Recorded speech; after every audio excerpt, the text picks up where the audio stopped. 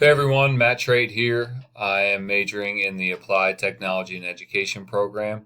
I've taken a lot of courses with most of the other students in this class, so excited to continue to learn and grow with all of you. I'm taking this course because it is next up in my EDT list of courses I need to take. I'm also looking to add a few more collaborative tools that I can bring into my classroom. I currently am a 10th grade physical education teacher at Delcastle High School in Wilmington, Delaware, not far from Wilmington's main campus. And I also coach college baseball at Goldie Beacom College.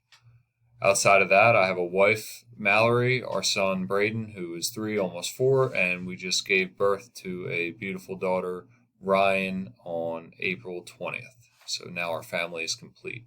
Looking forward to transitioning into the summer, spending some time at the beach while continuing to finish out my coursework.